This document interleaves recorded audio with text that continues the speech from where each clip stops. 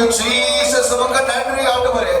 தேசத்தில் கர்த்தர் சமாதானத்தை கட்டளையிடும்படியாக இவர் சமாதானத்தை கொடுக்கபடியாக நாங்கள் ஜெபிக்கிறோம். நல்ல கரங்களை தட்டி oh thank you Jesus. உமக்கு நன்றி.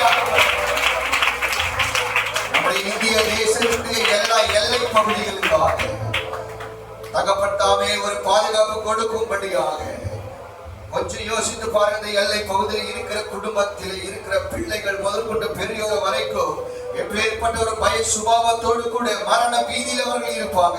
கர்த்தர் தாமே எல்லை பகுதிகளுக்குள்ளாக தேவன் ஒரு சமாதானத்தை கொடுக்கும்படியாக வலது கரத்தை உயர்த்தி வானத்துக்கு நேராக ஆண்டவரே இந்தியாவின் எல்லை பகுதியிலான ஒவ்வொரு பகுதிக்காக ஒவ்வொரு மாநிலங்களுக்காக மாவட்டங்களுக்காக அந்த சிறிய கிராமங்களுக்காக நாங்கள் ஜெபிக்கிறோம்.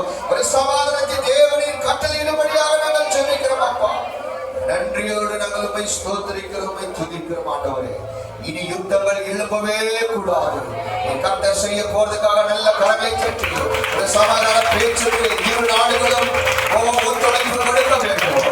இரு நாடுகளுக்குள்ள தேவன் ஒரு சமாதானத்தை கொடுக்க வேண்டும். மக்களை நாங்கள் நன்றி செலுத்துகிறோம். எல்லா வியாதியோடு பலவீனத்தோடு இருக்கிற சுகவீனத்தோடு இருக்கிற இந்த குண்டு அடிகளுக்கு பாதிப்புக்குள்ளான ஒவ்வொருவர்களுக்காக எல்லா வலதுகரத்தை உயர்த்தி ஆண்டவரே பலவீனத்தோடு காயத்தோடு சுகவீனத்தோடு இருக்கிற எங்கள் தேசத்தின் ஜனங்களுக்காக எங்கள் குடும்பத்தில் இருப்பவர்களுக்காக ஒவ்வொருவருக்காக நாங்கள் ஜெபிக்கிறோம். எல்லா வியாதிகள் பலவீனங்கள் காயங்களை கட்டுகிற தெய்வம் தியானி பாய்ந்த கரத்தினால ஒவ்வொருவரையும் தொடும்படியாக நாங்கள் ஜெபிக்கிறோம். ஆண்டவரே எல்லா சுகவீனத்தை கட்ட நீக்கி போடும்படி நாங்கள் ஜெபிக்கிறோம். நன்றியோடு உம்மை ஸ்தோத்திரிக்கிறோம். இன்னும் வரப்போகிறதான 28, 29 ஆகிய தேதிகளில்